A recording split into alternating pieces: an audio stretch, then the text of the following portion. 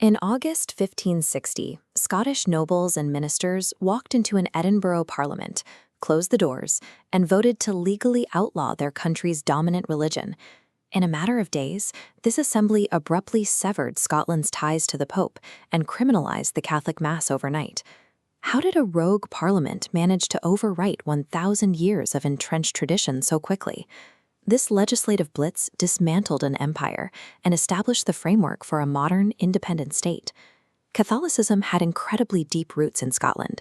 You can see its physical legacy in places like Iona Abbey, founded centuries earlier by early saints like Columba. Columba was an Irish missionary credited with spreading early Christianity across present-day Scotland. But by the 16th century, this ancient institution had devolved into a corrupt monolith. Scottish kings openly exploited the church, treating it like a royal bank account and appointing their own illegitimate sons to wealthy abbacies. On top of the corruption, there was a massive geopolitical trap. Scotland operated as a puppet state of Catholic France, governed directly by the rigid French regent Mary of Guise.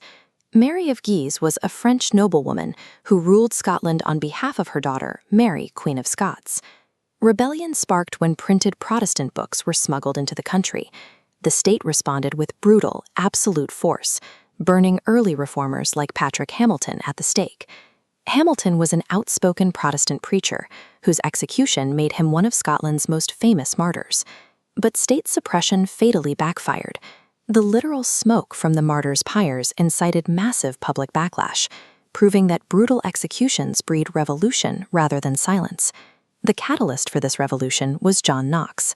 He was a radicalized former bodyguard and French galley slave who had traveled to Geneva to study Calvinism. Calvinism is a strict branch of Protestantism that emphasizes the absolute sovereignty of God. Knox returned to a highly volatile Scotland in 1559 and immediately delivered a fiery, incendiary sermon in the town of Perth. His fiery rhetoric ignited what he called the rascal multitude into a sudden, uncontrollable frenzy of iconoclasm. Grassroots mobs began physically dismantling the Catholic establishment. They gutted churches, looted friaries, and destroyed religious art across the country, leaving behind massive ruins like those at St. Andrew's Cathedral. The rebels had a fatal flaw. Grassroots riots and mob violence cannot defeat Mary of Guise's highly trained professional French military forces. Raw religious fervor can start a riot, but to win a war against an empire, the rebels needed an army. This forced them to make an unthinkable deal. The Scottish Protestant nobles realized they had to abandon the ancient Auld Alliance with France if they wanted to survive. The Auld Alliance was a centuries-old military and diplomatic pact that had bound Scotland and France together against English expansion. In 1560, they executed a total diplomatic reversal. Through the Treaty of Berwick, the Scots allied with their historical enemy, Protestant England, ruled by Queen Elizabeth I. The military consequence was immediate. English troops marched north to back the Protestant rebels and surround the French. Then the climax arrived abruptly. Mary of Guise suddenly died. Without her leadership, both the French and English militaries agreed to withdraw entirely, leaving the Scottish Protestants in control. By trading one superpower for another to survive a religious dispute, the Scottish Protestants accidentally achieved total political sovereignty. In August 1560, the Reformation Parliament convened in Edinburgh to formally settle the religious issue, with Knox operating out of places like St. Giles Cathedral to lead the charge.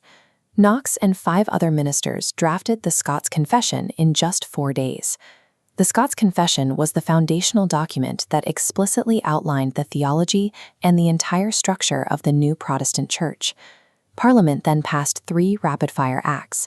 They abolished papal jurisdiction, condemned all contrary doctrines, and strictly forbade the Catholic Mass. In a single legislative blitz, the Parliament weaponized the law. They erased a millennium of cultural tradition and made Catholicism illegal overnight. Knox's ultimate goal was destruction followed by construction. He aimed to architect a progressive societal blueprint. This excerpt analyzes the first book of discipline, the mandate for the new Scottish state. It reveals a revolutionary plan, founding elementary schools in every parish. It demanded education be based on scholastic ability, not wealth, effectively democratizing knowledge. The 1560 Reformation executed an institutional overhaul. It birthed a highly educated, independent nation and directly laid the groundwork for the Scottish Enlightenment.